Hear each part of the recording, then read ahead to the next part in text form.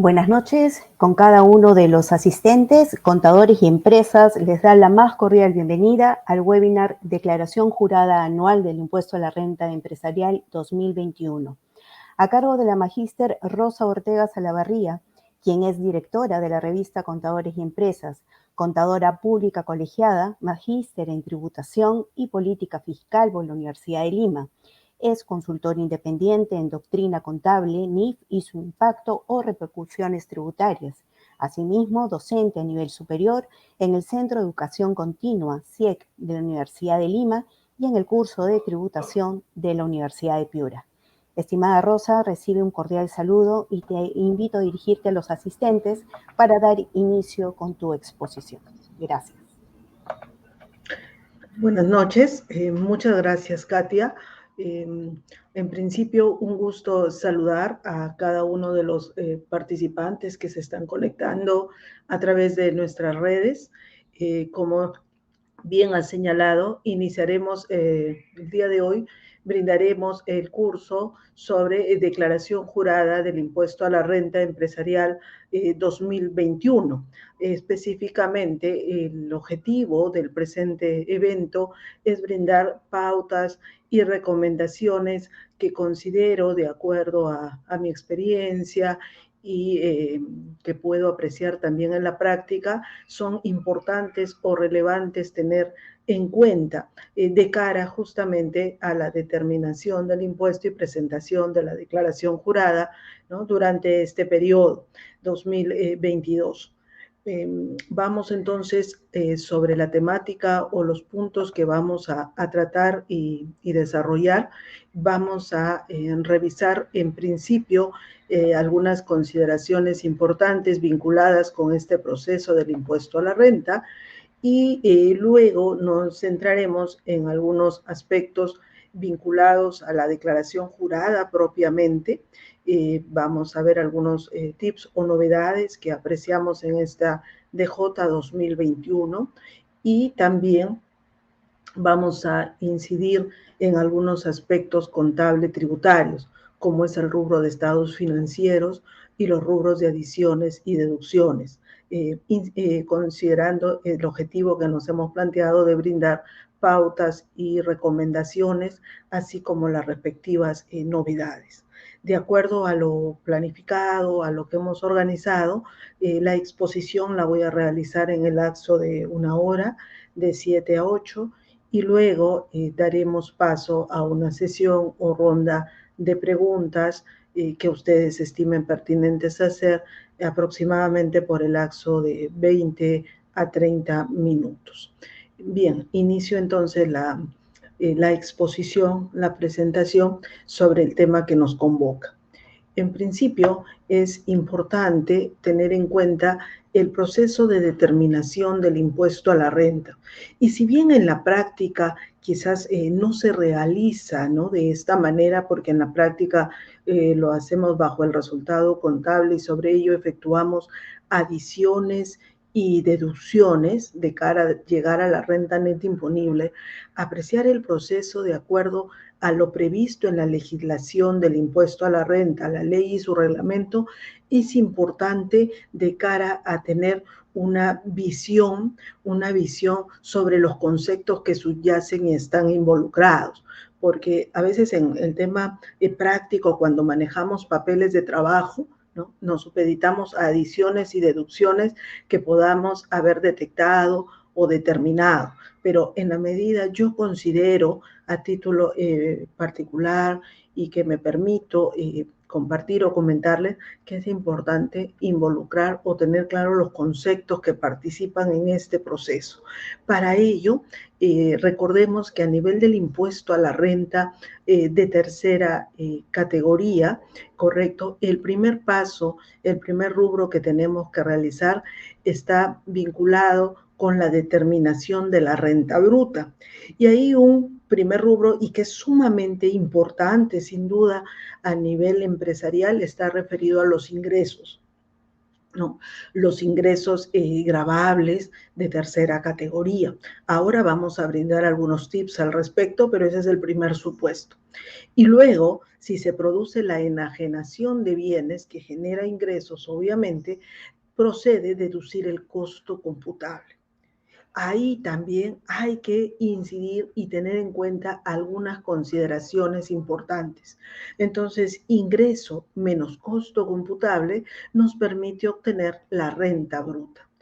Para ello, ¿qué marco legal tenemos? A nivel de la ley y su reglamento, mirar el artículo 20 de la LIR, también los subsiguientes, como es el artículo 21, y además subyace también, muy importante, tener u observar el artículo 57 de la LIR, que establece las reglas del devengo, ¿no? En síntesis, el devengo, como sabemos, corresponde a la imputación de los ingresos a un determinado periodo, a un determinado ejercicio.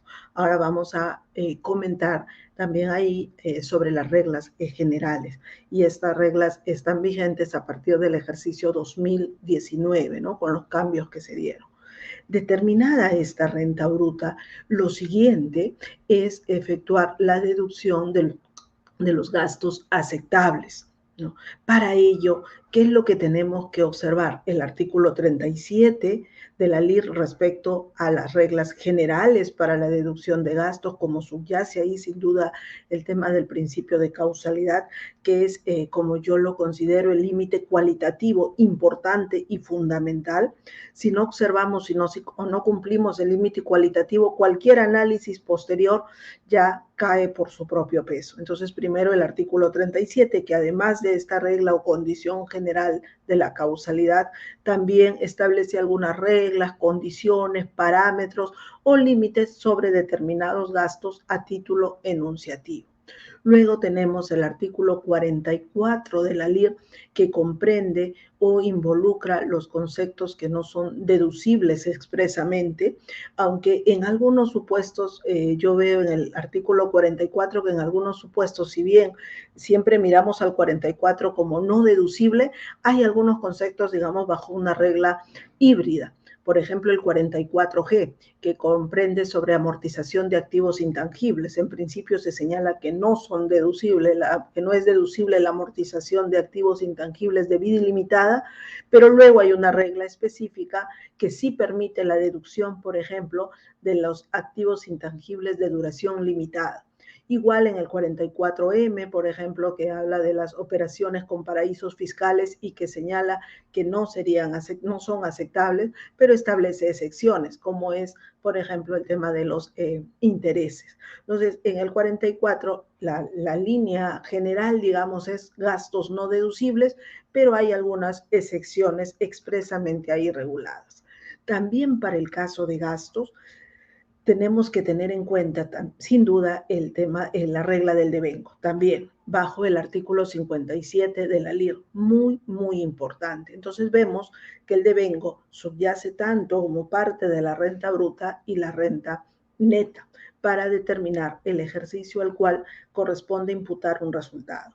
Y ahí, en general, como siempre, también me permito precisar o señalar, y que en mi experiencia práctica veo algunos desfases o diferencias que se pueden producir y que podrían llevar a contingencias para las empresas, es cuando se tiene o se considera que para imputar el ingreso o el gasto se mira o se fija en función al comprobante de pago, según la fecha de emisión del comprobante de pago.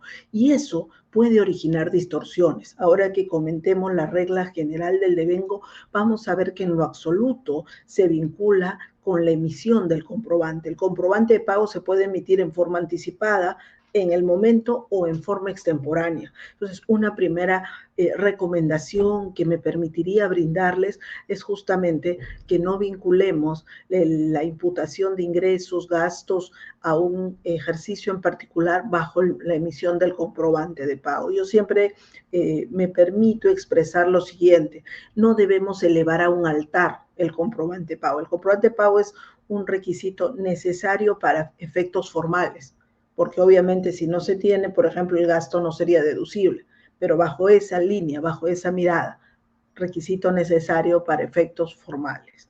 Luego hay otro supuesto, otro rubro que yo lo pongo en una línea diferenciada, aunque si bien también es parte de la determinación de la renta neta, pero como tiene sus propias reglas, yo abro una línea distinta, que corresponde a la diferencia de cambio computable, la diferencia de cambio computable neta, es decir, ganancia menos pérdida, según las diferentes transacciones en moneda extranjera que se hayan podido realizar.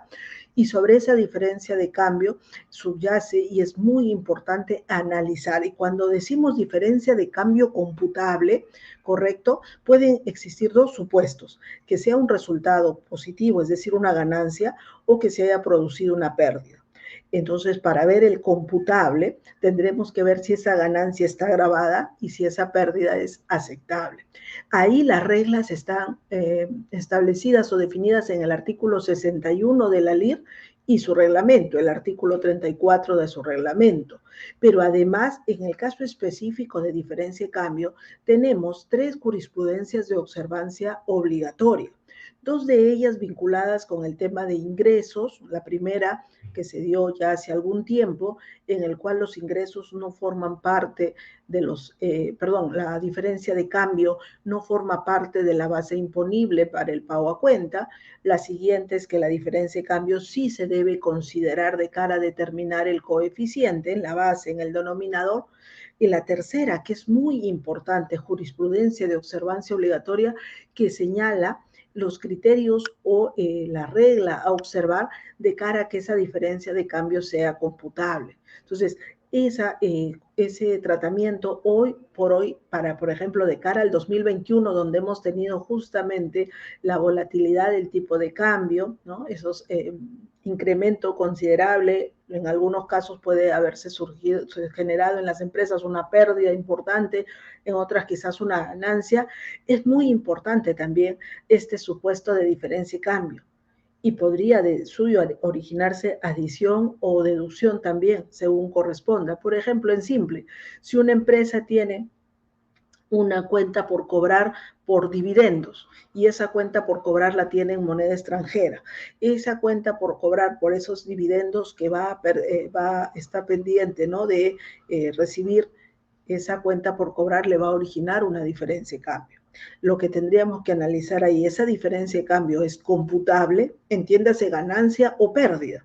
Entonces, si miramos y los dividendos no están grabados, entonces si la renta no está grabada, esos dividendos, esa diferencia de cambio por esa cuenta por cobrar, que es una partida monetaria, tampoco, ¿no?, sería o correspondería a un resultado computable. Entonces ahí también mucho cuidado, ¿no? Si yo tengo un pasivo monetario en moneda extranjera que origina diferencia de cambio y el gasto que generó ese pasivo resulta que no es aceptable, no es deducible, ojo ahí, mucho cuidado también respecto a la diferencia de cambio. Son situaciones entonces que hay que tener en cuidado.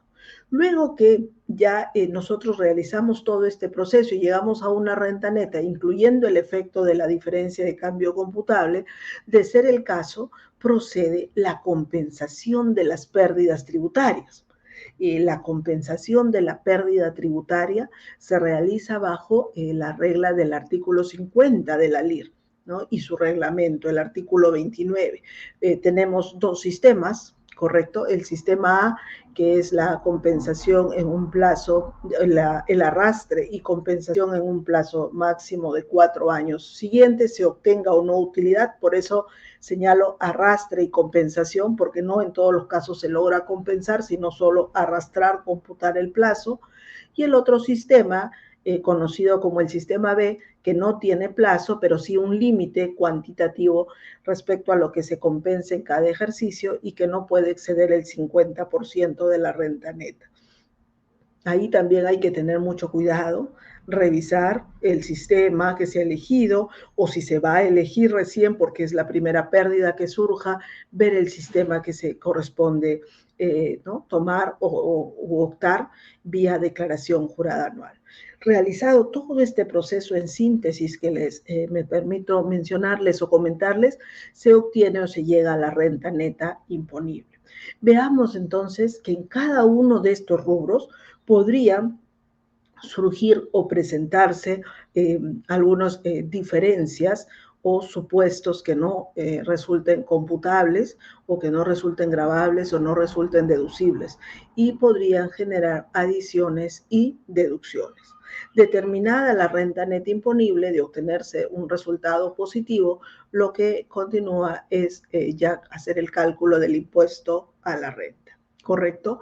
Ahora, y dentro de ello, y que luego lo vamos a comentar también, algo que debemos tener en cuenta que los conceptos ingreso, costo y gasto, ¿no? Son conceptos de raigambre contable, acuñan un contenido contable y por ende se necesita ahí también observar o considerar, en principio, el tratamiento contable que se le haya dado, ¿no? A nivel país aplicamos el modelo de acuerdo a las NIF en función al artículo 223 de la Ley General de Sociedades. Entonces, como un primer paso, una breve síntesis que luego ampliaré o comentaré más a detalle, es tener en cuenta que podrían surgir y que de suyo se generan en el ámbito empresarial, se generan o surgen diferencias entre el tratamiento contable y la regulación tributaria. Hay casos en los cuales hay coincidencia, hay supuestos en los que se aplican supletoriamente las normas contables o por remisión expresa, pero también hay que tener mucho cuidado respecto a diferencias que puedan surgir. Para ello, ¿qué es necesario en primer lugar? Lo primero que necesitamos es identificar el tratamiento contable que estamos otorgando a estos rubros y luego sobre ello identificar o determinar que surgen diferencias con el tratamiento tributario.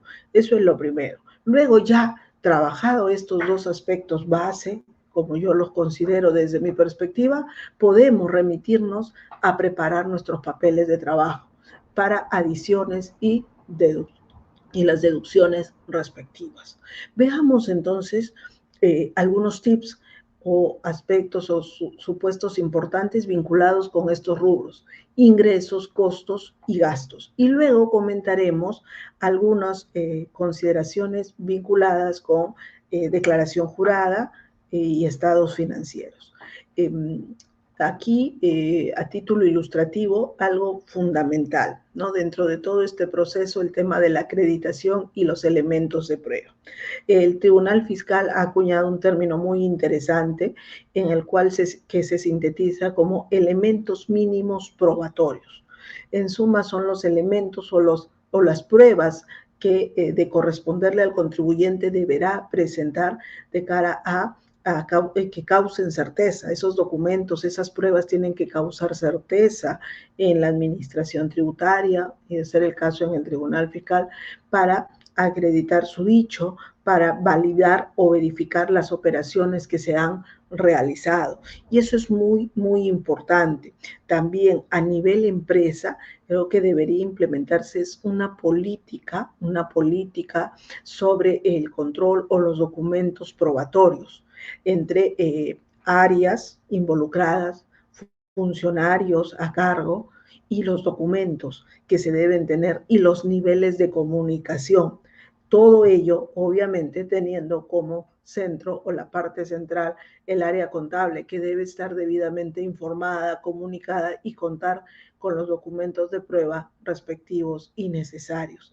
Miren, aquí, por ejemplo, en esta jurisprudencia, título ilustrativo, justamente el tribunal señala que si un reparo se origina en el hecho que un contribuyente no acredita la realidad de las operaciones, le corresponde al contribuyente y no a la administración la carga de la prueba. Para ello, se debe tener en consideración que el actuar de la administración no se sustenta solo en observaciones o defectos de los proveedores, sino básicamente en que el contribuyente a quien le corresponde la carga de la prueba no ha acreditado la realidad de las operaciones. Y este es un aspecto importante. Lo primero que se tiene que observar es que se acredite la realidad de la operación, es decir, que la operación efectivamente se ha realizado, que ha ocurrido. Y cuando hablamos de operación o transacción es con todo lo que ello involucra. Por ejemplo, yo realizo o brindo o presto un servicio. Lo primero que tengo que acreditar es que efectivamente se ha prestado, se ha brindado ese servicio. ¿Okay? Ahora, podría ser que solo he recibido un anticipo y no he brindado todavía el servicio. Y luego surge una nota de crédito para anular esa operación. ¿Qué es lo que hay que acreditar y cómo debemos acreditarlo? Yo tendré que acreditar en principio que no se brindó el servicio. Luego haré la devolución del dinero respectivo. Y sobre eso también en su momento el Tribunal Fiscal se ha pronunciado. El contribuyente no acreditó que no prestó el servicio. Por ende, no es válido que disminuya el ingreso. ¿Qué otras operaciones hay que acreditar si lo vemos a nivel de ingresos? Por ejemplo, si hacemos a veces a nivel comercial, se otorgan descuentos, promociones, todo ello tiene que estar debidamente sustentado.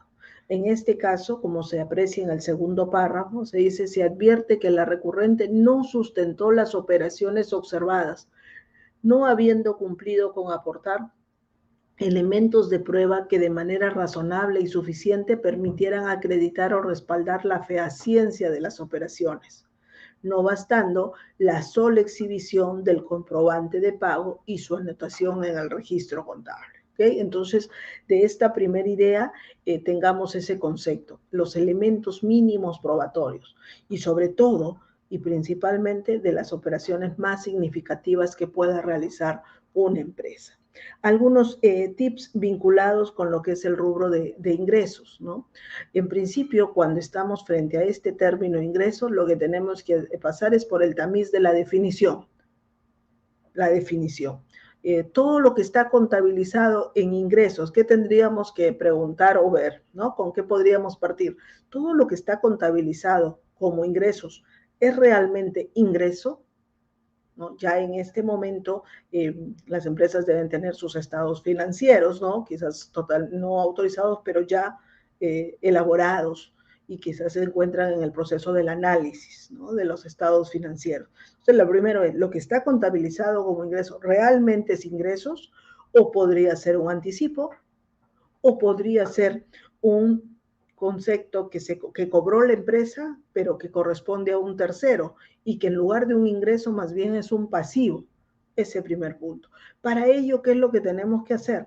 Pasar por el tamiz, por ejemplo, de la definición de ingresos que nos brinda, se brinda a nivel contable, por ejemplo, en el marco conceptual, ¿no? En sencillo, para que sea ingresos tiene que haber una probabilidad de beneficios económicos futuros.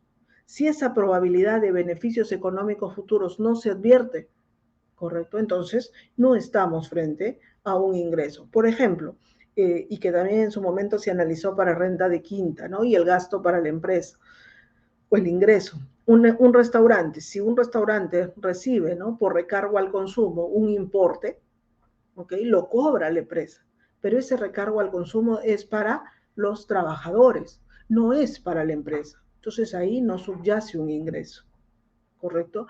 Los exportadores, por ejemplo, a veces reciben del comprador un importe por concepto de prima que tienen que entregarle a los productores, ¿no? A los productores que no tienen RU, que no están asociados. Entonces, el exportador ahí funge de un intermediario entre el comprador y el productor. En lo absoluto eso puede ser un ingreso. Entonces, ese primer punto, ingresos. Lo que tengo contabilizado como ingreso es tal, es ingreso. Luego, hay que verificar, siendo ingreso, si se encuentra afecto al impuesto a la renta. Para ello, tendremos ya que verificar o validar de acuerdo al ámbito de aplicación del impuesto y con las tres teorías que se aplican, ¿no? Según nuestra legislación, renta-producto, flujo de riqueza y la teoría de incremento más consumo patrimonial. Ahí, por ejemplo, quizás la casuística más rica se da a nivel de flujo de riqueza, la teoría de flujo de riqueza, operaciones con terceros. Entre el 2020 y 2021 las empresas han percibido subsidios, han recibido subsidios como ayudas del gobierno. Sabemos que esos subsidios que se dan por imperio de una ley, ¿no? Por, digamos, mandato del Estado, no califican como una renta gravada. ¿ok? Entonces, podría ser un concepto que está registrado contablemente como ingreso, pero no califica como tal para fines del impuesto a la renta.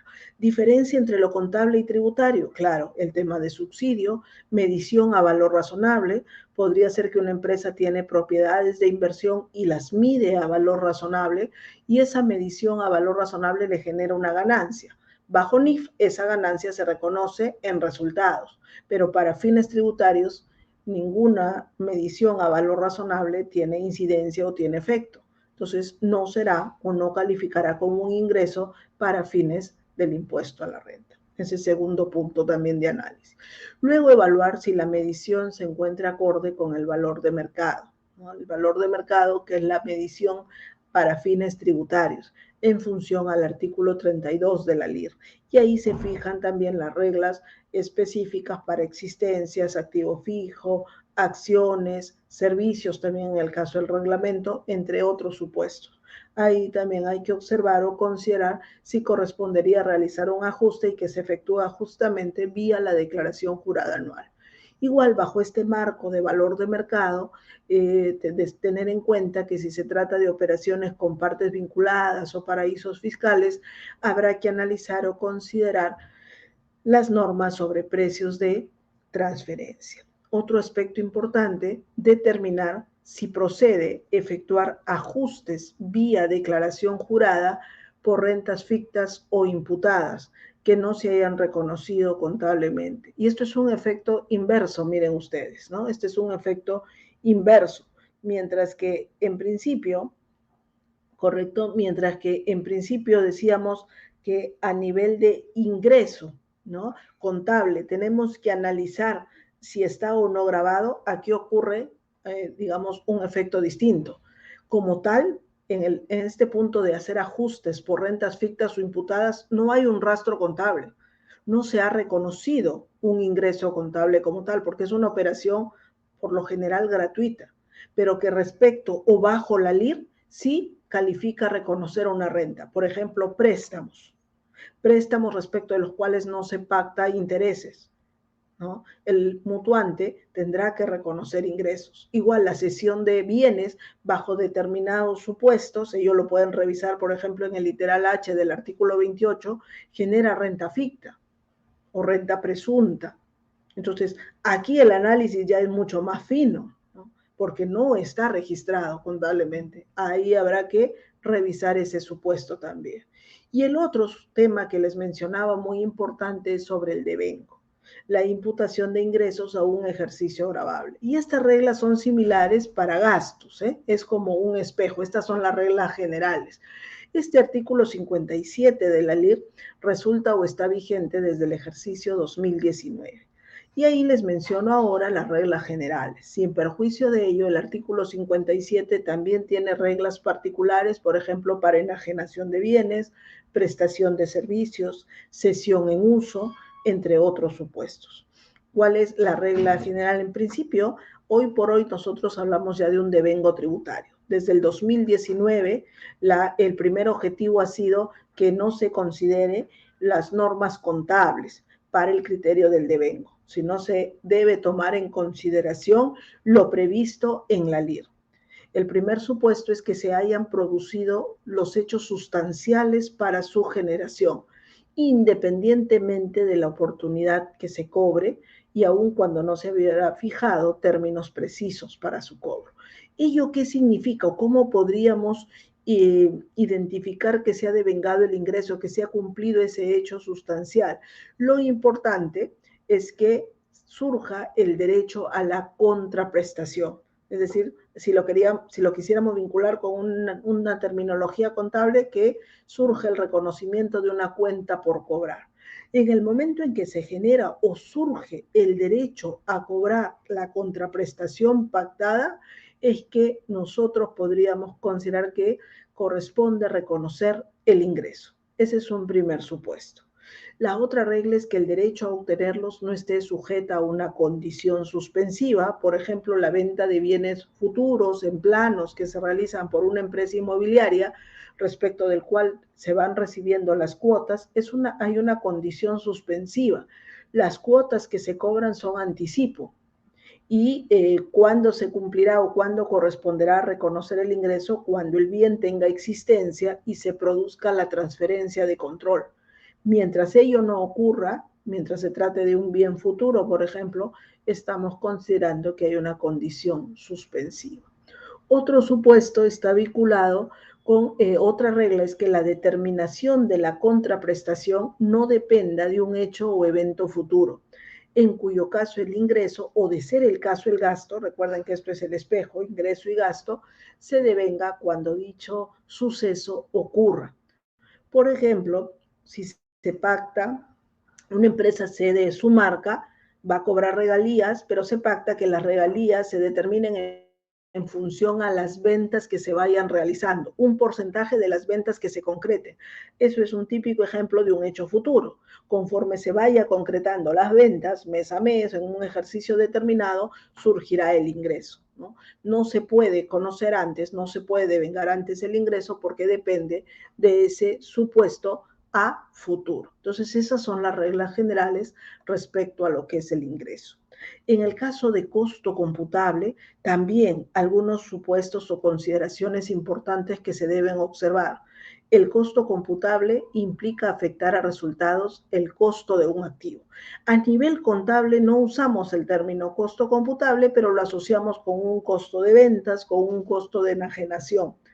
Obviamente, para que surja ese supuesto del costo computable o de ventas o enajenación, tiene en principio que existir un activo y cuyo costo va a afectarse a resultados cuando se enajene. Se miden, en el costo computable se mide de acuerdo con las categorías de costo de adquisición, costo de producción o construcción, o valor de ingreso al patrimonio. El valor de ingreso al patrimonio si se trata de una transferencia a título gratuito. También forman parte del costo computable los costos posteriores. Sobre el particular, es permanente y continuo las controversias entre si un desembolso es costo o gasto. Primero, un desembolso debe ser activo o debe ser gasto. Y cuando ya existe el activo, la siguiente controversia es, ¿los desembolsos vinculados con el activo son costo o deberían ser gasto? Y otra controversia que surge o se presenta en forma recurrente son los costos posteriores. Desde el 2013 se modifica el artículo 20 de la LIR y señala que respecto a los costos posteriores se va a considerar lo previsto en las normas contables. Por ejemplo, la NIC 16, que enuncia o que determina el principio de reconocimiento, ¿no? Es decir, cuando un desembolso es costo. ¿Cuándo ocurre ello? Cuando hay probabilidad de obtener beneficios económicos futuros. Respecto a costos posteriores, en la LIR hay una remisión expresa a las normas contables, ¿no? Que implica que la aplicación o el tratamiento contable se aplica en forma similar para fines del impuesto a la renta. Ahora, la controversia, tanto entre el contribuyente y la SUNAT, ocurre. Ambos pueden aplicar, por ejemplo, la NIC 16 y llegar a conclusiones opuestas.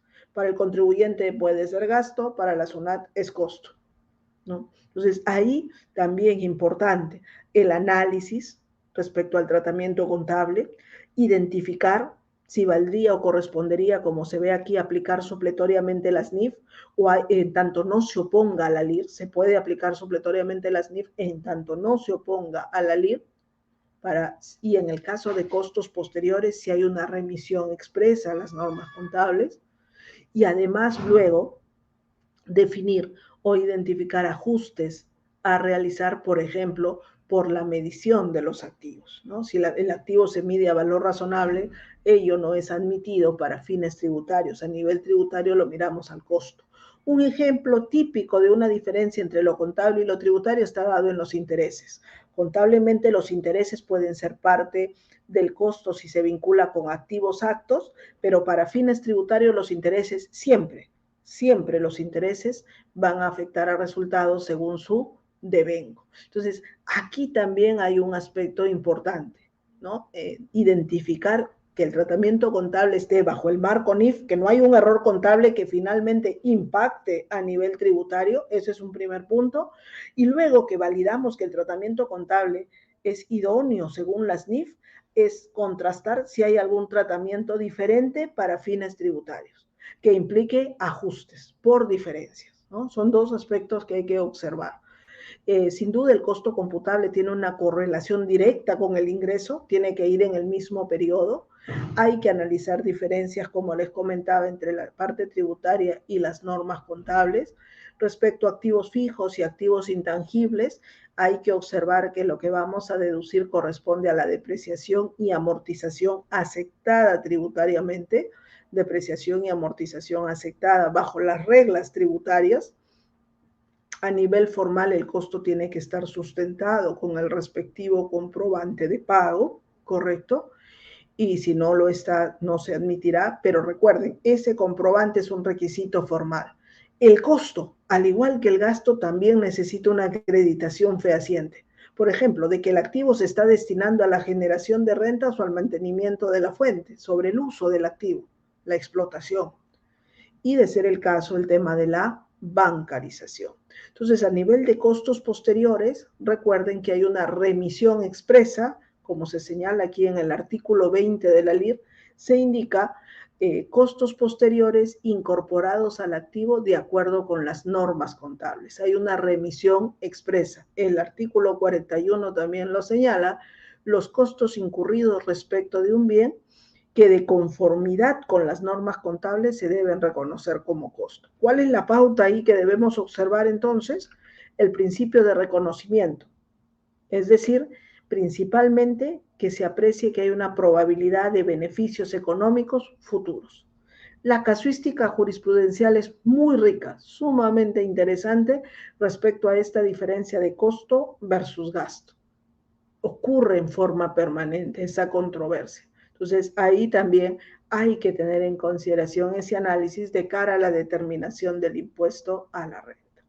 Y en lo que corresponde al rubro de gastos, como ya había adelantado, respecto a lo que es renta neta, qué consideraciones a observar o tener en cuenta. El principio de causalidad, y cuando nos referimos al principio de causalidad, de acuerdo al artículo 37, lo fundamental es que los gastos sean necesarios para producir y mantener la fuente, así como revisar otros gastos en tanto la deducción no esté expresamente prohibida por ley.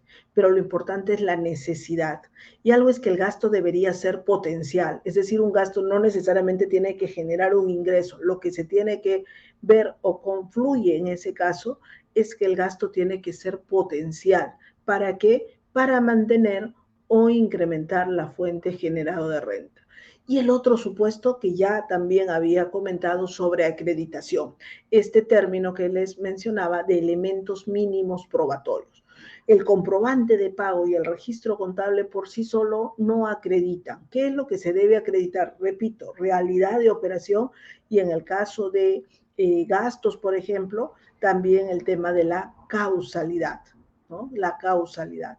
Ahora, respecto a la causalidad, debemos observar o tener en cuenta que los criterios que conforman esta causalidad, según el último párrafo del 37, están dados por normalidad, razonabilidad y proporcionalidad. Son criterios muy importantes y respecto de los cuales la LIR propiamente no ha desarrollado mayores alcances.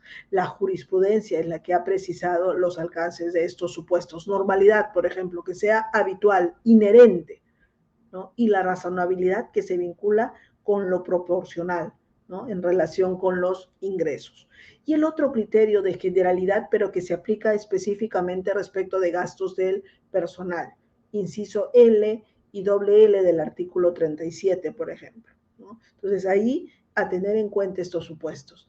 Y sobre la acreditación, la causalidad y la acreditación, ¿no? También hay una jurisprudencia interesante, me centro en el último párrafo, miren ustedes lo que se indica aquí, dice, aun cuando los gastos pudieran guardar relación al giro del negocio, es decir, por concepto es un gasto causal, pero ¿qué es lo que se indica aquí? Si no se presenta documentación fehaciente que demuestre que las operaciones se realizaron y que incidieron en la generación de renta gravada o en el mantenimiento de la fuente, la deducibilidad de ese gasto no será aceptada para efecto tributario, ¿no? Este vínculo entre causalidad y acreditación es fundamental, importantísimo establecer. Entonces, repito y me permito brindar esa recomendación, una política en la empresa, sobre todo para las operaciones más significativas. Luego el tema del devengo que ya habíamos comentado, ¿no? Que los gastos se imputan en el ejercicio en que se devengue, según el artículo 57, se aplican las reglas generales que acabamos de revisar para ingresos.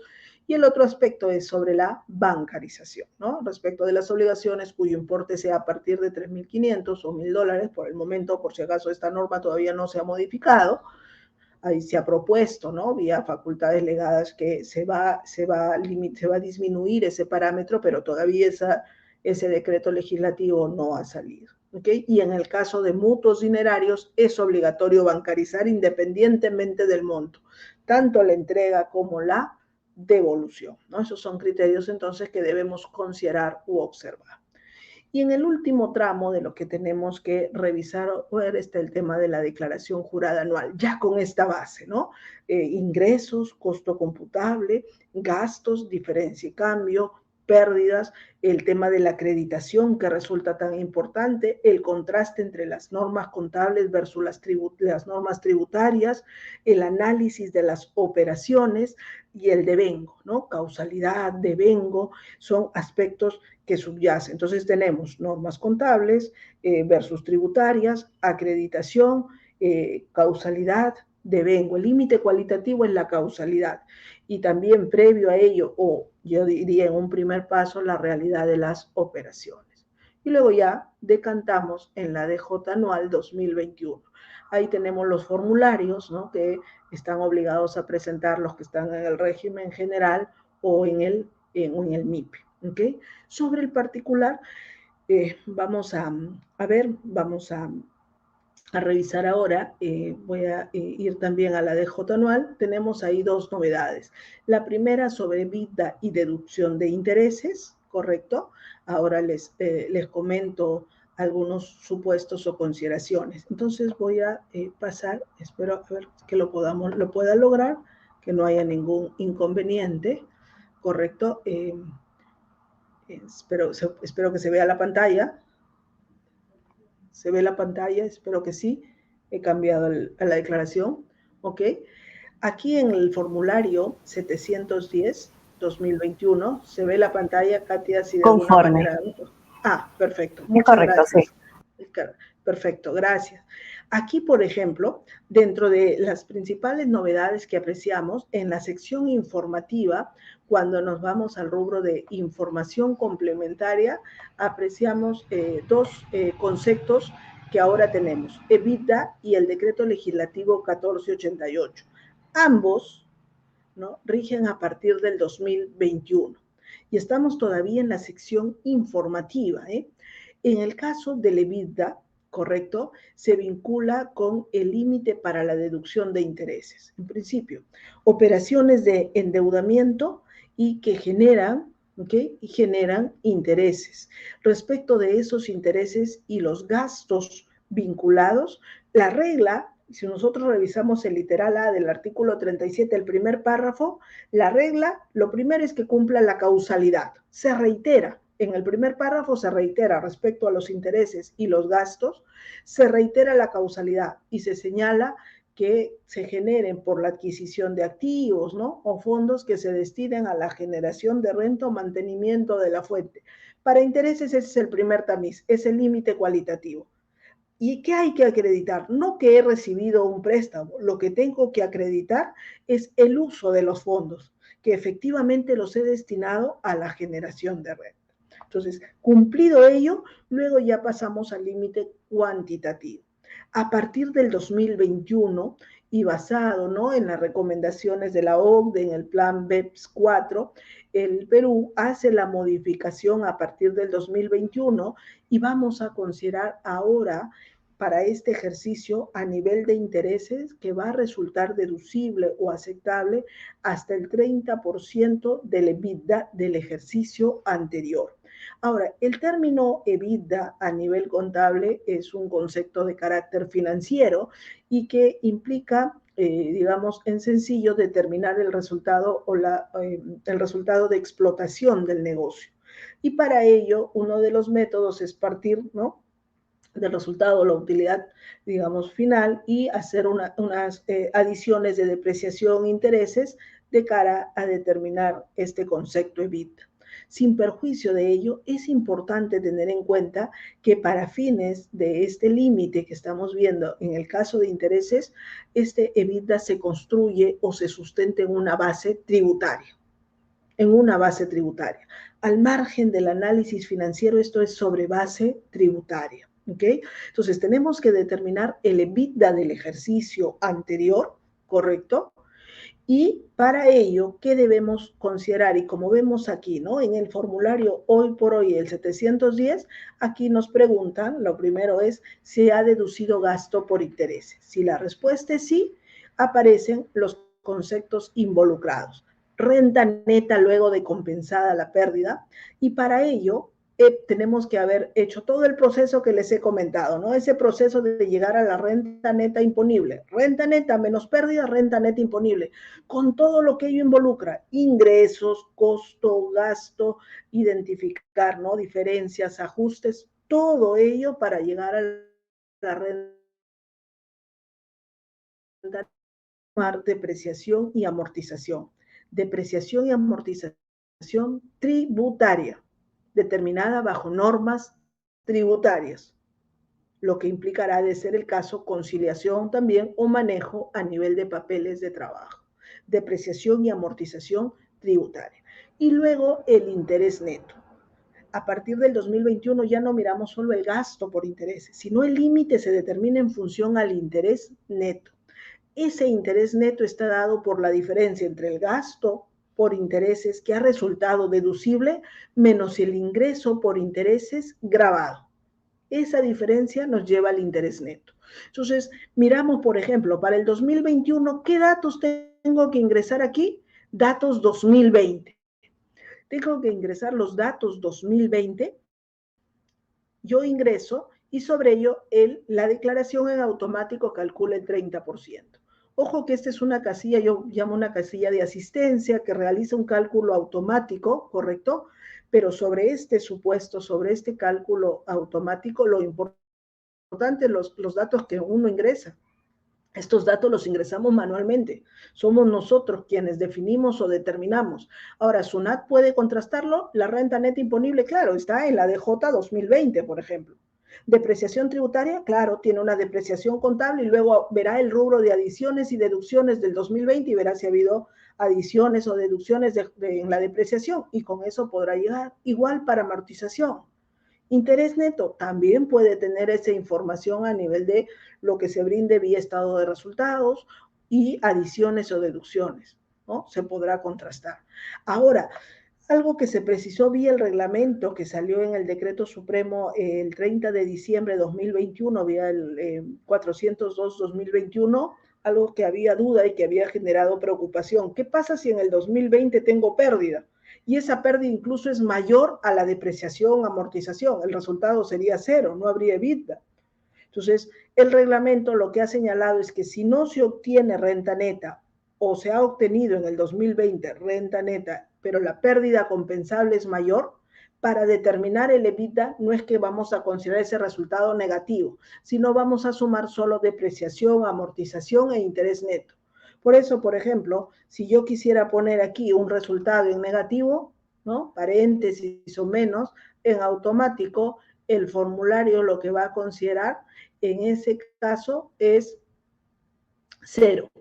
Entonces, si tenemos un resultado negativo, va en cero. ¿Y qué se debe sumar? Solo depreciación, amortización. Y con ello tenemos el EBITDA, en caso haya pérdida. ¿Okay?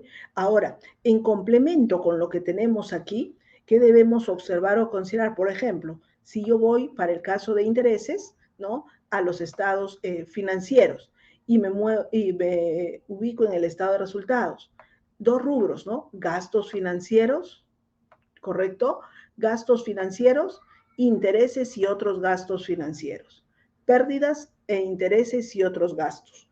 Ahora, aquí el tema es, ¿este rubro es solo para el cálculo del límite? No necesariamente, pueden haber otros conceptos. Aquí habrá que tener entonces nuestro detalle respectivo, que seguramente lo tienen, de qué conceptos están involucrados en este rubro.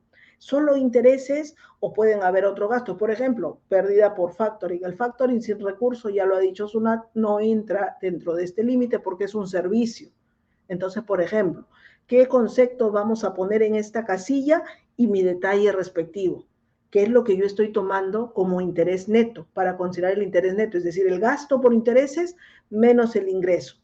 Lo que consigno aquí, ¿el total es gasto por intereses? No necesariamente. Habrá que evaluarlo. Igual en este supuesto, en ingresos, ¿no? Tenemos ingresos financieros. Habrá que ver qué parte es la que se considera, por ejemplo, para el EBITDA. Y en línea con ello, también se ha modificado ahora en el rubro de adiciones y deducciones, ¿no? En el rubro de adiciones y deducciones, que es lo que debemos tener en cuenta, ya se adecuó, ¿no? Parte de los intereses en que exceden el 30% y a su vez excede el monto de los intereses, ¿ok? Y aquí miren algo importante. Hay un exceso, por ende es un reparo. Hasta el 2020, lo que excedía el límite, ¿correcto? Nosotros en automático, bajo normas tributarias, no según la NIC 12, pero bajo la regla tributaria, le decíamos diferencia permanente, ¿no? Porque ya no se podía deducir en otro ejercicio. Eso era hasta el 2020. Pero bajo las reglas 2021, lo que excede del 30% en el ejercicio, hoy por hoy, se permite que se pueda arrastrar a los 4 ejercicios inmediatos siguientes. Se puede arrastrar a los 4 ejercicios inmediatos siguientes, según ley y reglamento, bajo control de antigüedad, es decir, lo más antiguo primero. ¿Eso qué implica? Que eso ya no es una diferencia permanente. Y para efectos DIC 12, por ejemplo, tenemos que evaluar si reconocemos un activo tributario diferido. Y será similar a lo que hacemos para pérdida tributaria, porque en pérdida también podemos o tendríamos que evaluar si reconocemos un activo tributario diferido. Propiamente no es una diferencia temporal, ¿eh? No es una diferencia temporal, es como pérdida, un reconocimiento de activo tributario diferido. Pero vemos que aquí no nos dan opción, o permanente o temporal. Tendremos que marcar la casilla temporal forzando, porque no es temporal, base contable no hay, cero, solo pondremos el reparo. Eso en la medida en que identifiquemos un activo tributario diferido. Pero recuerden, lo que excede al 30% se puede arrastrar a los 4 ejercicios inmediatos siguientes, siempre bajo control de antigüedad. ¿Ok? Ese es el primer supuesto o novedad respecto a los intereses. Hay que controlar, hay que detallar, hay que identificar exactamente qué es lo que estamos declarando o considerando, ¿no? El detalle respectivo. No todo lo que pongamos en gastos financieros es necesariamente o corresponde necesariamente a intereses. Habrá que evaluarlo. Y el otro rubro, además de intereses, que ahora se basa en el EBITDA, como les mencionaba, y con las consideraciones que me permito brindarles, tenemos el cambio también en el decreto legislativo 1488, ¿no? Este decreto legislativo 1488 rige a partir del ejercicio 2021 y está para determinados rubros, ¿ok? Es un régimen facultativo respecto a la depreciación acelerada para edificaciones, no es obligatorio, es un régimen facultativo de la depreciación acelerada, por ejemplo, para edificios y construcciones, sea por sector específico o en general, y lo que deben tener en cuenta es que una vez que se ejerza la opción vía DJ anual, ya no se puede modificar, ya no se puede cambiar. Entonces hay que evaluar. Por ejemplo, soy una empresa con pérdida en el 2020-2021. ¿Me conviene tomar un régimen de depreciación acelerada si tengo pérdida? Quizás sí, bajo alguna circunstancia en particular. La lógica me diría que no, pero siempre no es bueno concluir, ¿no? Porque cada empresa tiene su propia casuística. Pero en principio la lógica me diría que no. Entonces, evaluar con cuidado ahí. Entonces aquí lo que vamos a hacer es, ¿se encuentra dentro de los alcances? Si yo considero que sí, tendré que evaluar. Por ejemplo, edificios y construcciones podría ser una opción, o soy una empresa de turismo, hospedaje, y quiero acogerme aunque sea por 2 años, porque para estas empresas de turismo, hospedaje, el beneficio solo es 2021-2022. Quizás podríamos marcarlo. O también hay otro beneficio para equipos de procesamiento, maquinaria, equipo y vehículos adquiridos en el ejercicio 2020-2021 y que le permiten deducir una mayor tasa de depreciación a partir del 2021. Por ejemplo, procesamiento de datos, la tasa máxima permitida ya no va a ser 25, sino 50%. Pero en la medida que se hayan adquirido en estos ejercicios a partir del 2020-2021, y esa tasa se puede considerar una tasa de 50%. Igual para maquinaria y equipo, una tasa del 20%. Entonces, si considero, podría marcar aquí. Miren ustedes que cuando nosotros seleccionamos estos rubros, luego nos vamos a la sección determinativa y en la sección determinativa nos movemos a lo que es, por ejemplo, propiedad, planta y equipo, y en propiedad, planta y equipo nos piden, o ya se abre este rubro, decreto legislativo 1488, ¿no? Para edificios y construcción, por ejemplo, según lo que hemos marcado. Entonces, en este caso que estamos marcando para edificio y construcción, hacemos esta identificación. ¿Por qué? Porque la norma exige un control distinto. Y ese control y esa identificación la tenemos que hacer no solo aquí, sino parte del registro de activos fijos. En el registro de activos fijos tenemos que hacer ese control particular. Y lo mismo va para lo que es depreciación. En el caso de depreciación, también, ¿no? Según lo que hemos seleccionado, se abre el control para decreto legislativo 1488. Ahora, no se olviden, y aquí voy a estados financieros. Hemos estado viendo que cada vez que seleccionamos estados financieros aparece una ventanita que nos recuerda, porque es un recordatorio, que la información a consignar en los estados financieros se basa en las NIF y que cualquier diferencia se hace vía adiciones y deducciones. ¿Ok? Entonces, aquí si bien nos piden el detalle de la depreciación de los rubros que están acogidos a decreto legislativo 1488, recordemos que estamos en un estado de situación financiera y la información de respecto a la depreciación que vamos a consignar aquí es la contable, ¿eh? Es la contable. Vamos a identificar, sí, por separado esta discriminación que nos piden, pero por ejemplo, para edificios y construcciones en lo absoluto vamos a contabilizar la depreciación acelerada. Ese ajuste se realiza en el rubro de deducciones. Entonces, en esta identificación podemos hacerlo en forma discriminada, pero recuerden que es lo contable. Luego, ya que hemos realizado ello, los ajustes se verán en la declaración jurada. Por eso, miren, y aquí voy nuevamente, ¿no? La información debe ser formulada de acuerdo a normas y principios contables. Los ajustes deben ser consignados en adiciones y deducciones, ¿no? Y esto lo requiere se regula también en el artículo 33 que señala, ¿no?, que la contabilidad se elabore en función a los principios de contabilidad generalmente aceptados. Y los ajustes, dice el artículo 33 del reglamento de la LIR, por diferencias permanentes o temporales, se realizará vía adiciones y deducciones. Eso es importante tenerlo en cuenta, eso es muy relevante que se tenga en consideración. Esta información que se plasma aquí en los estados financieros es sobre la base contable. ¿Ello qué implica? Que hemos ya revisado los saldos que tenemos, ¿no? La información que tenemos en nuestros estados financieros, que pueden surgir diferencias, como les comentaba, pueden surgir diferencias y ello se formulará en base al rubro de adiciones y deducciones, ¿correcto? Recuerden que es un mandato de la Ley General de Sociedades. En el artículo 223 señala que los estados financieros, la información financiera se elabora en función a los principios de contabilidad generalmente aceptados y que comprenden sustancialmente a las NIF, ¿no? Y recuerden que en caso de incumplimiento la responsabilidad legal recae directo en la gerencia, en la gerencia. Entonces, por eso es que aquí se señala. En síntesis, otro aspecto, no debemos tributarizar la contabilidad. No debemos tributarizar. La depreciación es la contable en función a la vida útil estimada. Si hay un ajuste por adicionar o deducir, vía los rubros respectivos, el rubro de adiciones y deducciones, ¿no? Lo importante es que no se tributarice la contabilidad y de suyo que podría llevar incluso a errores, ¿no? A errores en la determinación del impuesto a la renta. Y aquí tenemos pues estos rubros que siempre es muy importante el detalle que se realice, ¿no? Este rubro de otros hay que mirarlo con pinzas. Lo primero es identificar los otros supuestos que se tienen, ¿correcto? Y también el tema de liberalidad. Mucho cuidado con lo que se declara en el rubro liberalidades, por ejemplo, ¿no?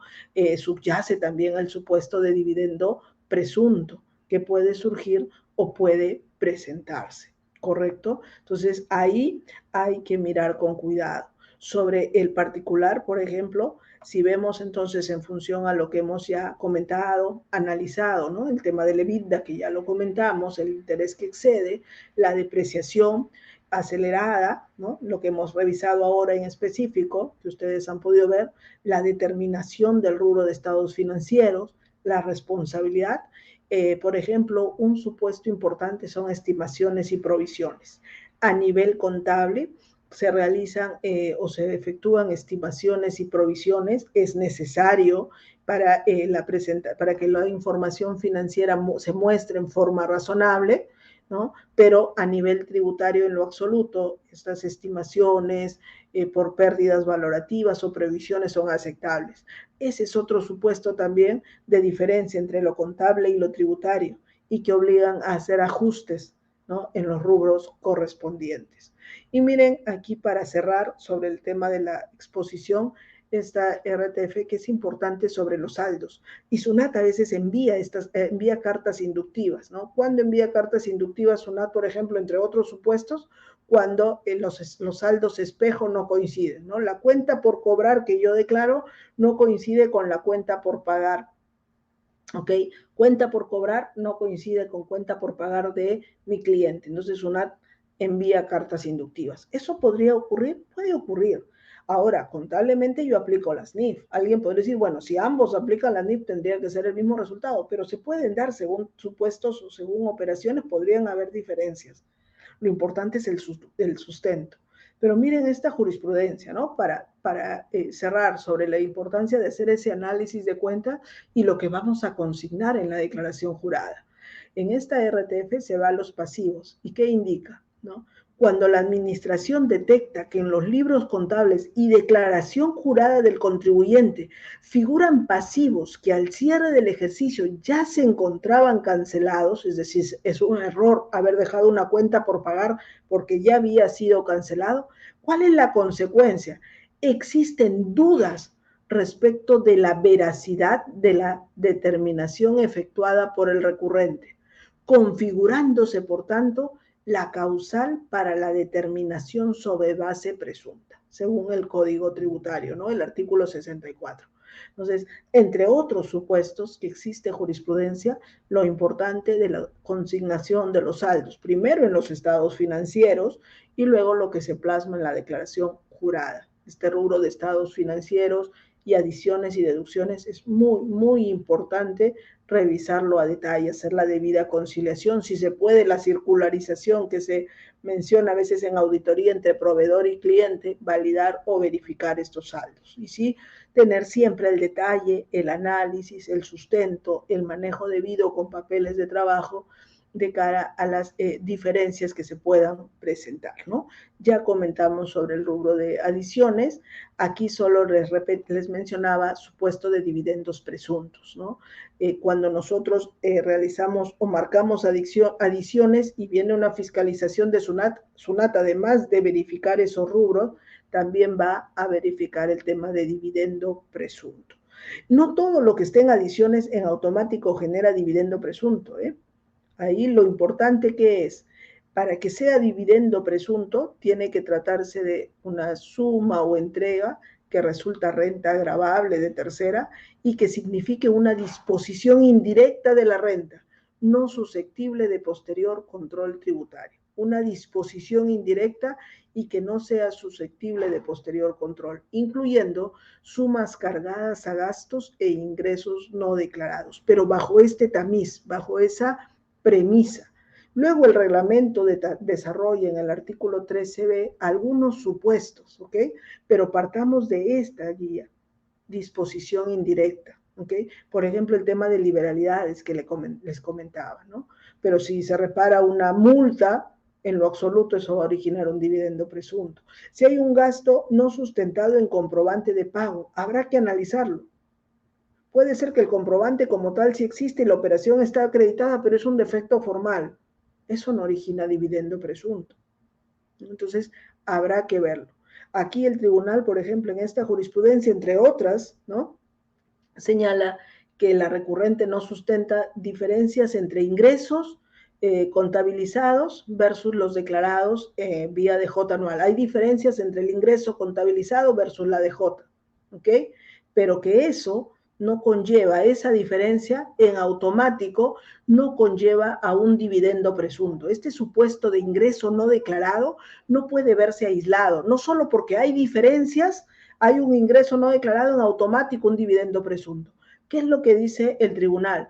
La diferencia no puede ser considerada dividendo presunto, ya que en realidad no constituye una real verificación del ingreso o gasto que pudiera calificar como disposición indirecta, sino el resultado de una incorrecta práctica, ¿no? Puede haber habido un error, puede haber surgido, producido un error. Lo importante es que se acredite, que se ve esta línea de disposición indirecta.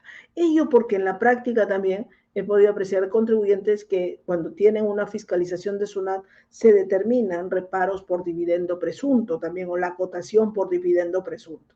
Habrá que analizar ahí cada supuesto en particular, ¿correcto? En el rubro de deducciones también que hemos comentado, ¿sí?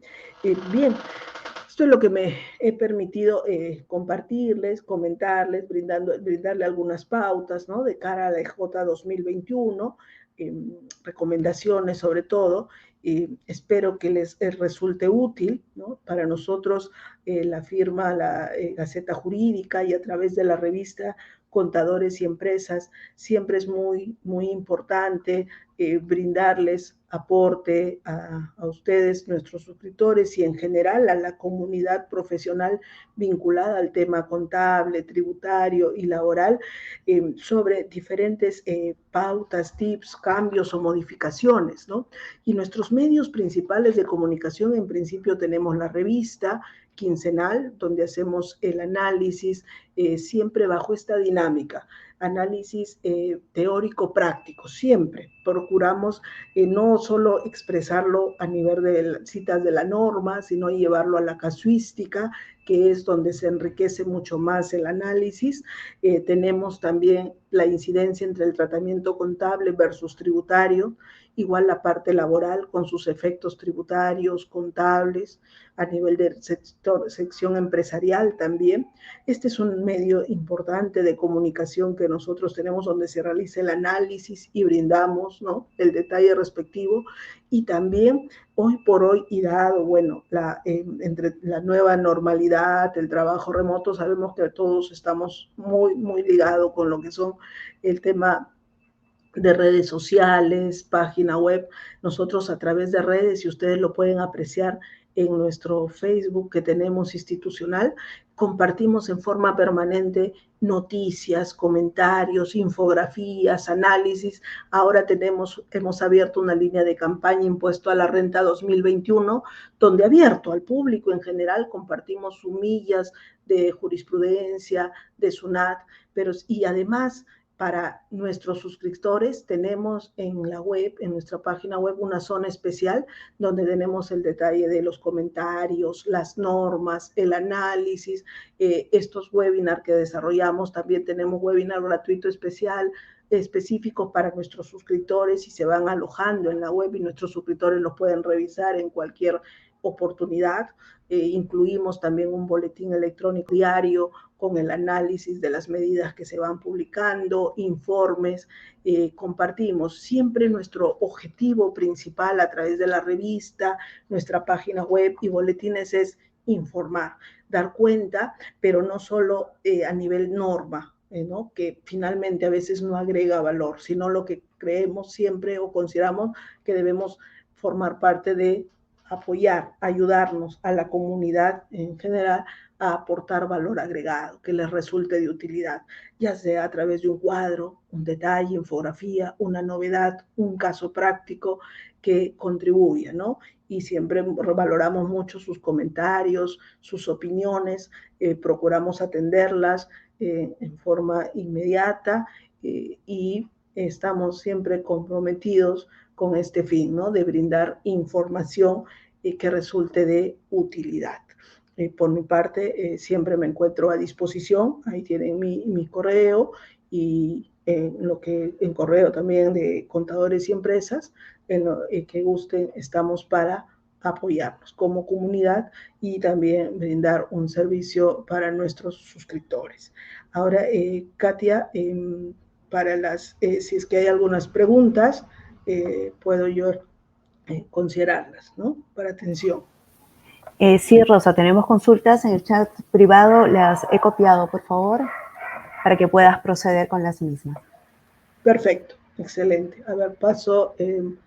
Aquí tenemos una consulta que indica, buenas noches, ¿cómo está, señorita Judith? Dice, si tengo una maquinaria, la cual deprecio tributariamente al 20% y financieramente al 100%, el 31 de diciembre dicho activo tiene valor cero. Ok, entiendo que es una maquinaria totalmente depreciada, pero que se ha considerado una mayor depreciación a la tributaria. Dice, tributariamente puedo seguir depreciando o no. ¿Ok?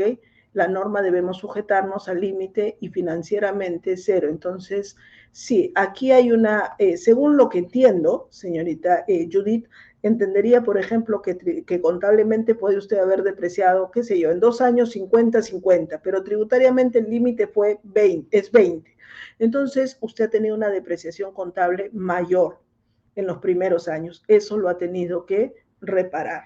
La depreciación tributaria mantiene todavía un saldo por depreciar. Entonces, esa depreciación se podría deducir luego tributariamente. La depreciación que reparé, sí.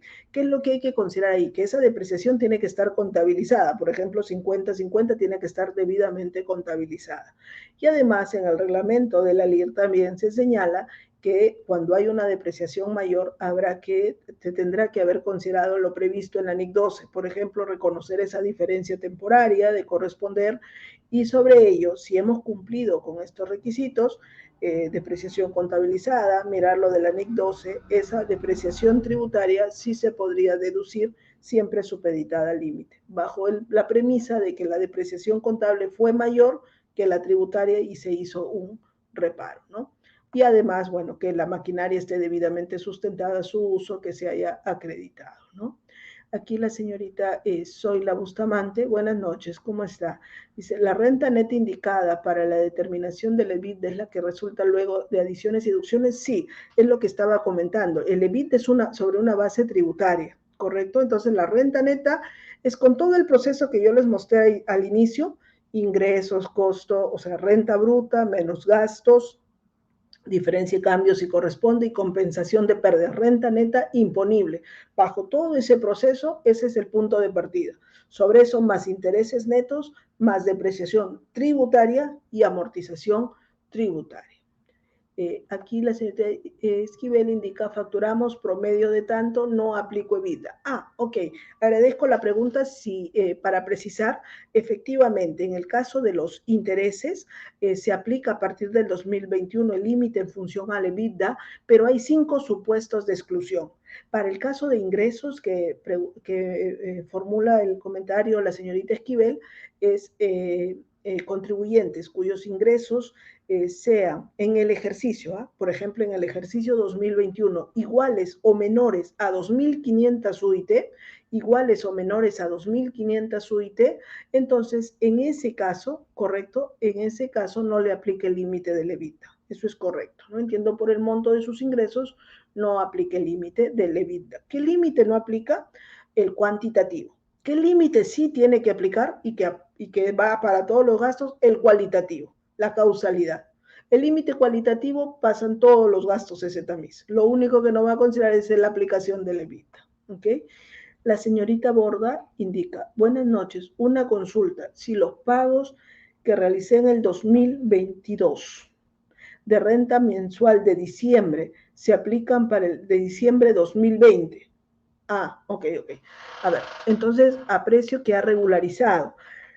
Ha regularizado pagos a cuenta en el 2022 del diciembre del 2020, ¿se aplican o se pierden? Ahí, señorita Borda, ya no son pagos a cuenta del 2021, ¿correcto? Ahora, lo que ocurre normalmente es que yo puedo no haber realizado pagos a cuenta durante el 2020 y en el momento en que yo presento la DJ anual 2020, el pago a cuenta como tal se quiebra. Solo queda como deuda los intereses. Esto también lo puede apreciar usted en el artículo 34 del Código Tributario, porque son anticipos de un impuesto anual. Cuando yo presento la DJ anual y ya pago o determino y regularizo el impuesto a la renta anual, ya no tengo una deuda de un pago a cuenta. Lo único que subyace como deuda son los intereses. Entonces, no apreciaría correcto o pertinente, si estoy dando la lectura correcta, adecuada a su pregunta, que se haya pagado, se haya realizado, se haya regularizado el pago a cuenta de diciembre de 2020 en el 2022, porque se quebró con la DJ anual. En todo caso, ya no correspondería aplicarlo, ¿no? Ya no habría correspondido aplicarlo. Resultará en todo caso un pago indebido. Habrá que ver que pueda usted considerar en todo caso una compensación a solicitud de parte, por ejemplo, para pagos indebidos, ¿no? Bajo estos criterios del Tribunal Fiscal de observancia obligatoria. Pero directamente como pago a cuenta contra el impuesto a la renta 2021 no procedería. ¿Ok? Aquí la señorita Vivian Rosas indica, buenas noches, si la empresa tiene por pagar, buenas noches, ¿cómo está?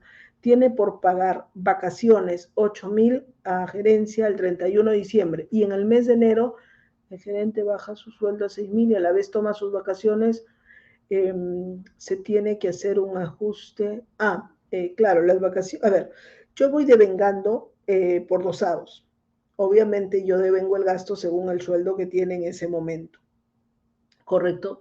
Ya cuando tome efectivamente vacaciones se definirá el importe de sus vacaciones. Interesante la pregunta si se tendría que hacer un ajuste, ¿ok?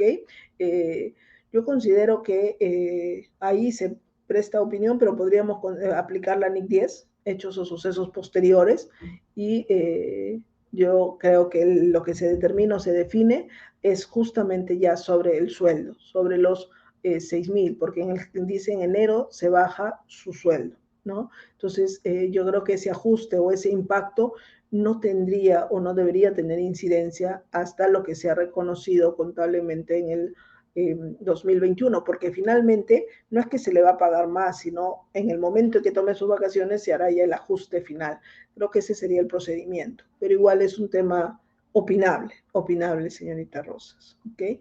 Aquí el señor Guevara indica, una consulta, si presenté el formulario 709 y tengo un impuesto a la renta de cuarta por regularizar, ¿se podrá fraccionar?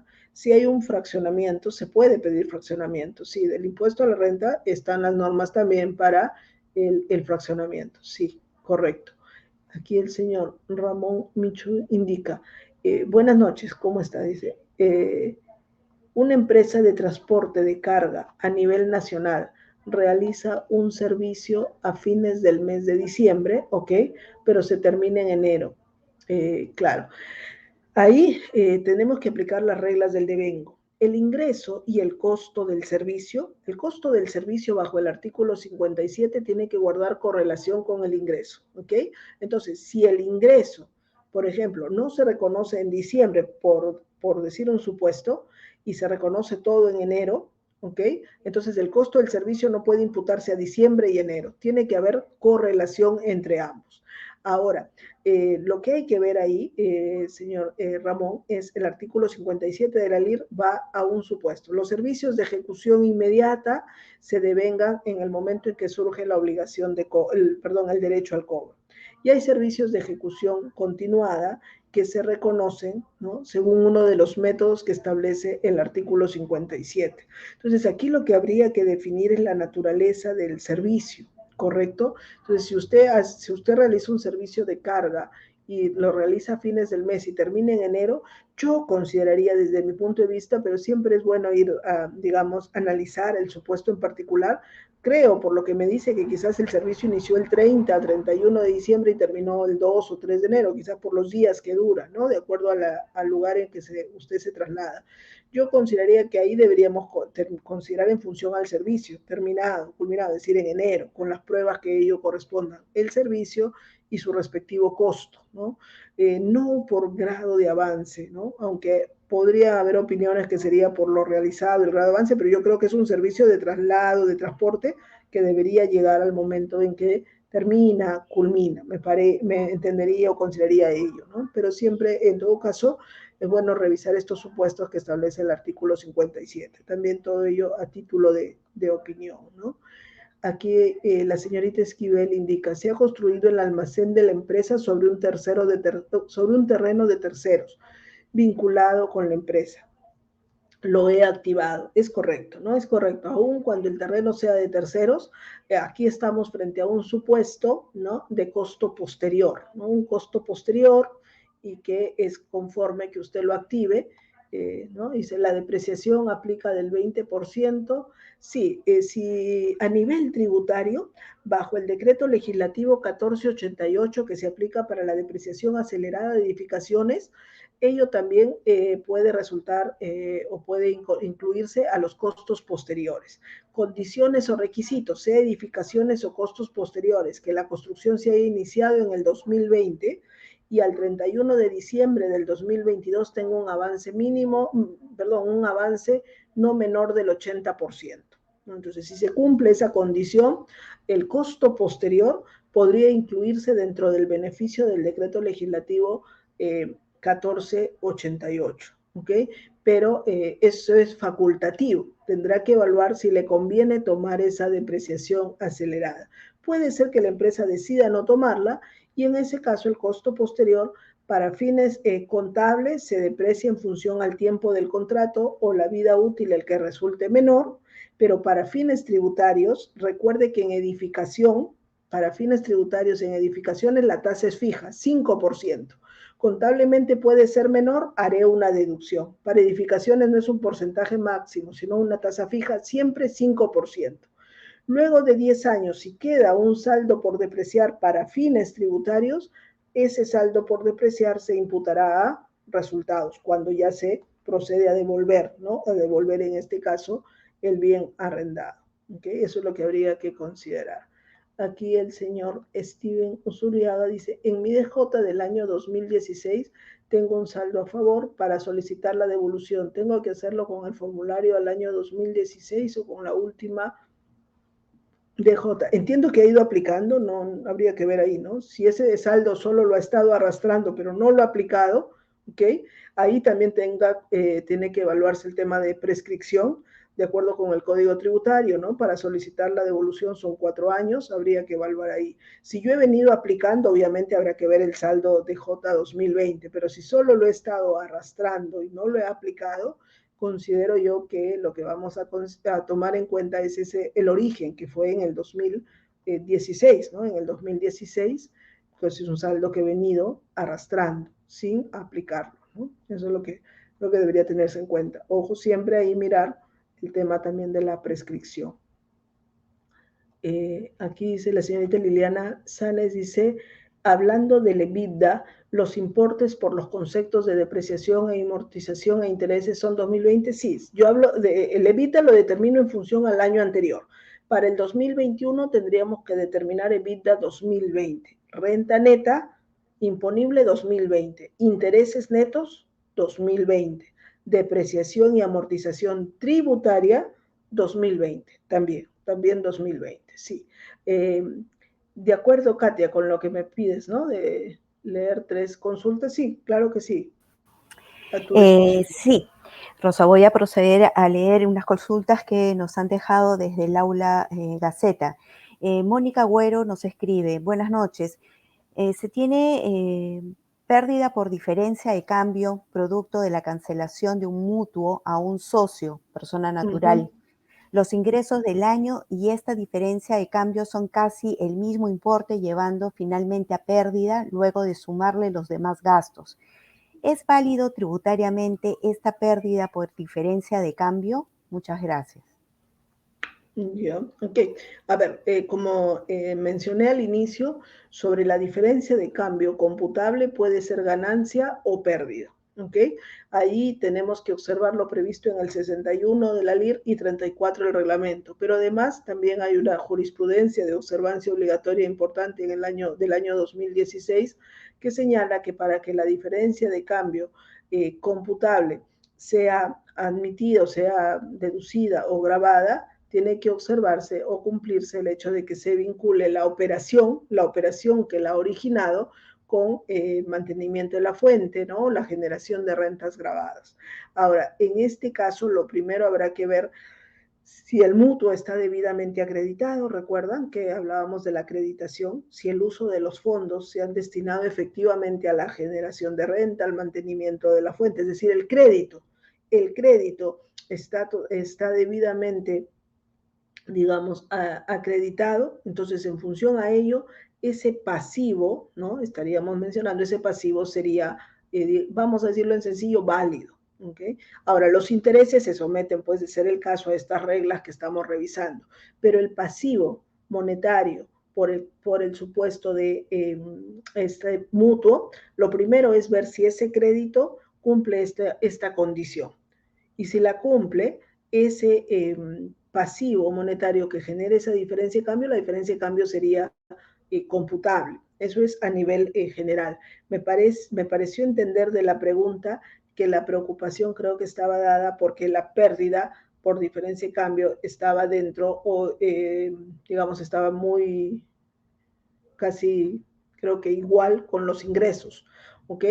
Ahí habrá que tener en cuenta a qué se ha debido el sustento respectivo. Podría ser una empresa que debido a la pandemia no ha realizado mayores operaciones y quizás ha tenido que solicitar un financiamiento, un mutuo para reactivarse. Podría haber, ¿no? Habría que ver de qué supuesto estamos hablando o por qué se ha originado ello, ya ahí la casuística subyace. Pero lo primero respecto a la diferencia de cambio es ver si ese crédito cumple los criterios que se ha mencionado en la jurisprudencia de observancia obligatoria del Tribunal Fiscal, que es del año 2016, ¿ok? Y sobre ello, en la medida que se cumpla, sí tendría efecto la diferencia de cambio. Pero ya sobre el tamiz o la siguiente parte que era ingreso y diferencia de cambio, habrá que ver a qué corresponde, cuáles han sido los supuestos o las condiciones que han originado estos resultados, ¿no? Estos resultados ya en detalle, ¿ok? Katia, me decías que había otra pregunta. Sí, previo saludo, Henry Quispe nos escribe. Las penalidades celebrados con contrato con clientes, tanto con empresas privadas y el sector público, ¿se tiene que adicionar para efectos del impuesto a la renta o hay alguna base legal que diga lo contrario? Ok, bien, buenas noches también, un gusto. A ver, en relación a lo que son gastos y pérdidas que también se deducen o resultan deducibles, como yo decía, lo primero es el límite cualitativo, el tema de la causalidad.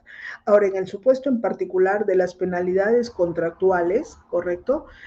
No necesariamente hay un detalle en la LIR no establece una guía de cada rubro, cada supuesto, ¿no? Sino los requisitos generales. Y para algunos conceptos, para algunos tipos de gastos, hay límites, parámetros, condiciones, pero no necesariamente para todos. Para penalidad contractual no hay una regulación expresa, pero sí le puedo mencionar que el Tribunal Fiscal ha expresado que la penalidad contractual sería siempre en condicional, sería deducible en la medida, bueno, que esté debidamente acreditado, sustentado y sobre todo que se podría entender hasta redundante, pero si es una penalidad contractual, tiene que emanar esa penalidad en una cláusula expresa en el contrato, tiene que estar fijada en el contrato, tiene que sustentarse en ello, tiene que haberse determinado y tiene que contrastar o ser equivalente a lo que se señala en el contrato. y eso tiene que estar sustentado. En la medida que ello se cumpla, el criterio que tiene el Tribunal Fiscal y que comparto es que las penalidades contractuales sustentadas y amparadas en el contrato sí serían deducibles. ¿Okay? Katia. Sí, penúltima consulta. Fabiola Ruiz Miranda dice, buenas noches. Tengo un costo Buenas por noches. consumos de materiales para la ejecución de un servicio prestado que me va a generar ingreso a facturar este año que se concluye el servicio. El devengue del ingreso lo registro en cuenta 70 por el importe parcial de los costos ya incurridos. A ver, ahí Katy, ayúdame. Me dicen que hay consumo de materiales, ¿ok? Y detalla cómo se está brindando la operación. No escuché yo, solo entiendo que hay consumo de materiales. Para la El tema de la ejecución de un factura, servicio. ok, para la Dice, ejecución de un servicio. El tema de la factura, en principio a todos, el tema de la facturación no nos ayuda para el análisis del deber, ¿ok? La factura se puede haber hecho antes, después, no. Simplemente hay consumo de materiales para la ejecución de un servicio, ¿correcto? Luego, ¿qué más decían, Katia? sí, para la ejecución de un servicio prestado que me va a generar ingreso a facturar este año que se concluye el servicio. Ok. El devengue, dice, el devengue del ingreso lo registro en cuenta 70 por el importe parcial de los costos ya incurridos. Uh-huh. Ok, ahí estamos hablando de la parte. Discúlpame la interrupción. Acaba de escribir nuevamente, dice, el consumo se ha dado el año 2021. Ok, ya, sino que estamos en la parte contable, entiendo. No voy a analizar la parte tributaria. A nivel contable, ¿no? Lo que tenemos que definir es bajo qué norma está aplicando, reconociendo los ingresos. Puede ser NIF para pymes, por ejemplo, o la NIF 15, ¿correcto? Entonces, ahí la NIF 15, para reconocer el ingreso, si fuera esa la que está aplicándose, señala que el ingreso en el caso de bienes y servicios ocurre cuando la obligación de desempeño se satisface. El satisfacer la obligación de desempeño se puede dar en un solo momento o en el transcurso de, ¿ok?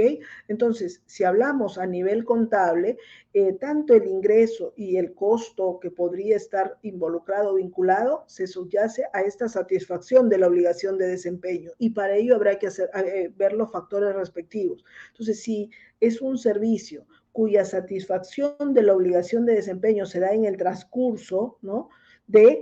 Habrá que reconocer el ingreso según esa satisfacción, según cómo se va dando ello, al margen de que se facture en enero del 2022, ¿no? Entonces, ahí menciona consumo de materiales y entiendo que eso implica ir prestando el servicio.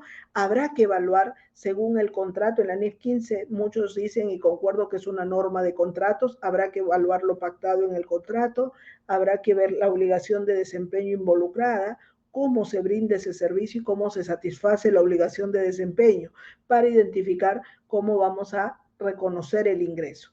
Y me voy a lo contable porque la pregunta era sobre la cuenta 70, ¿no? Entonces ahí habrá que hacer ese análisis de cara a reconocer el ingreso. No, esto solo por si acaso estoy analizando lo contable.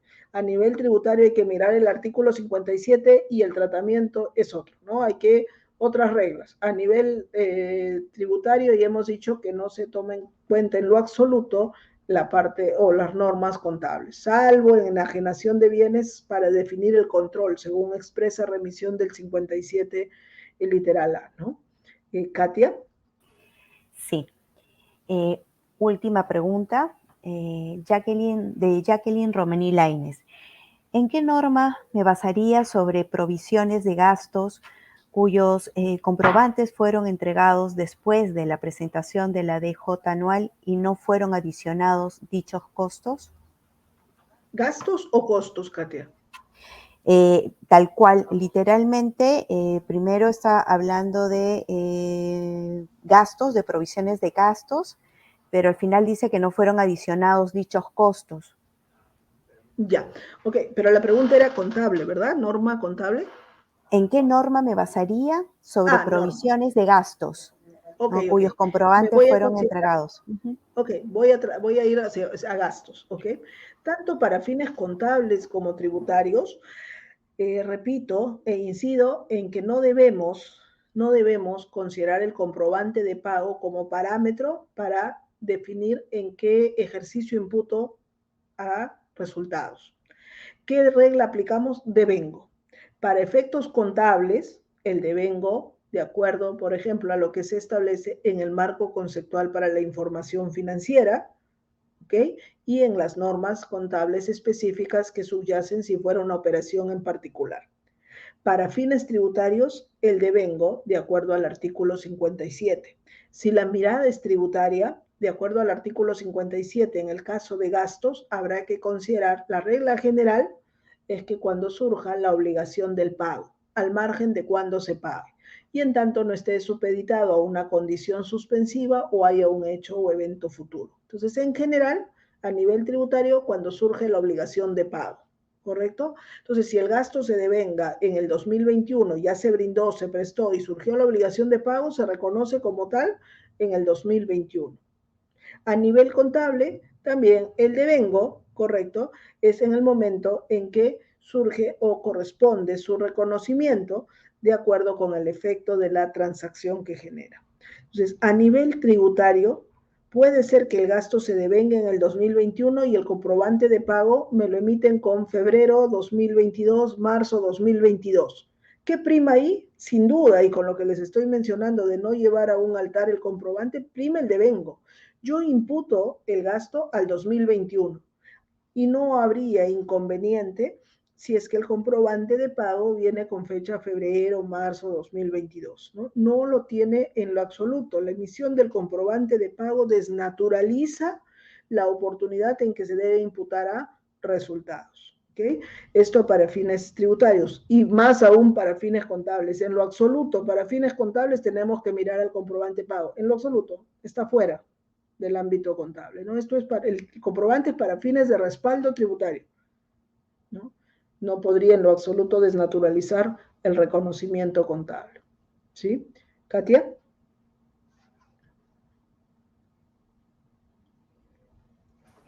No, Sí, no sé si hay son alguna ya las otra 8. consulta. Uh-huh. ¿Podrías atender una consulta adicional? Yo por mí encantada, depende también de ti por el tiempo, pero yo por mí encantada. Ya, un momentito. Voy entonces a proceder a dar lectura. Vamos a A ver, decir la última, ¿no? La del estribo y cerramos. sí, a ver. Pedro Santiago Contreras señala, Mucho gusto, se, señor Pedro. se solicitó un préstamo específicamente para pagar dividendos. ¿Los Uh-huh. intereses y gastos de este préstamo serán aceptados? Ok.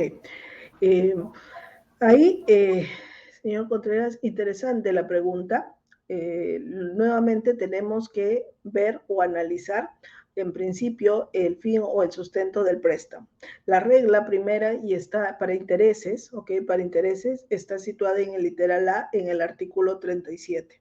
¿Correcto? Literal A, artículo 37. ¿Y qué es lo que dice? Que los intereses y gastos serán deducibles en la medida en que se destinen a la generación de renta o al mantenimiento de la fuente. ¿Correcto? Entonces, en un primer análisis, digamos, muy superficial, muy directo, yo lo que podría decir es, ok, si voy a pagar dividendos, entonces estos dividendos están no grabados y el interés entonces no cumpliría este límite cualitativo de causalidad y no sería deducible. ¿Correcto? Ese sería una primera análisis. Sin perjuicio de ello, ahí, por ejemplo, tenemos criterios del Tribunal Fiscal que deben complementarse en el análisis, ¿ok? Usted señala que obtuvo el préstamo para pagar dividendos, ¿correcto? Entonces, habrá que ver ahí, por ejemplo, ¿no? Otros supuestos o aspectos a tener en cuenta. Lo que ha dicho el Tribunal Fiscal es, tenemos que hacer el análisis integral de la operación, tenemos que realizar el análisis integral de la operación para ver cuál ha sido la razón o la finalidad, ¿correcto? Si solo está vinculado con el pago de dividendos y no se aprecia o no se advierte esta relación de causalidad, Entonces no podríamos llegar a que se cumpla el límite cualitativo. ¿Okay? Pero el solo hecho de que sea para pagar dividendos en directo, no deberíamos limitarnos. Hay que hacer un análisis adicional. ¿Okay? ¿Por qué es necesario hacer ello? ¿Hubo alguna necesidad? ¿Eso impactó en el negocio, en la generación de rentas grabadas? ¿Hubo algo adicional? ¿Trascendió? ¿O no hay nada adicional que lo sustente? Y solo fue para cumplir con el pago de dividendos. Podría ser, por ejemplo, ¿no? Sí, ok, se hace para pagar dividendos, pero nosotros hemos acordado este pago de dividendos con los accionistas, ha sido necesario, hemos tenido que generar o mover el negocio y sobre ello se ha tomado con estos accionistas, se ha acordado esta distribución de dividendos, algo que sustente este cumplimiento de la causalidad, ¿ok? Le mencionaba esta jurisprudencia, quizás es el caso inverso, pero se trata, por ejemplo, de una empresa que compró acciones, ¿no? Que lo señala el Tribunal Fiscal, una empresa compra acciones y la SUNAT señala vía un endeudamiento. Cuando compra acciones vía un endeudamiento, ¿qué es lo que dijo la SUNAT? Por la compra de acciones le va a generar dividendos. Por ende, esa generación de dividendos no es renta grabada, los intereses no serían deducibles. ¿Qué es lo que dice el tribunal?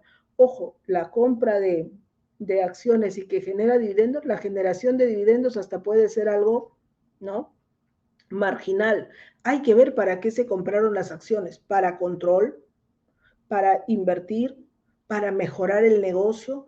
¿Hay algo que subyace en ese caso y que pueda sustentar la causalidad? Eso es lo que habrá que analizar y ver.